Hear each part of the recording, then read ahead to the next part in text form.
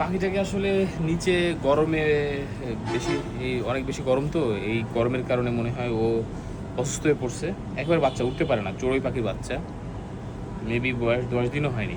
So দেখি এখন নিয়ে আসছিলাম যদি বাসায় নিয়ে রিকভারি করা যায় কিনা, কিন্তু এতক্ষণ ওকে আমি রাখতে চাচ্ছি না আসলে।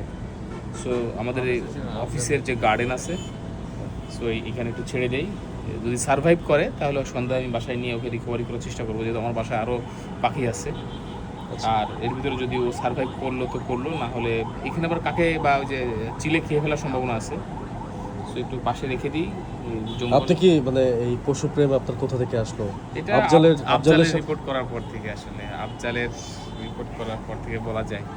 আফজাল আসলে পশু প্রেমের আড়ালে অনৈতিকতা জড়িয়ে পড়েছিল।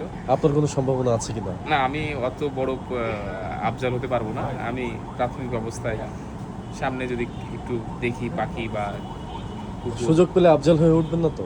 না না না, এই সম্ভাবনা নাই। ধন্যবাদ। Thank you. প্রকৃতিতে ভাই পাখিটি অবমুক্ত করার উদ্দেশ্যে এখানে রাখলেন।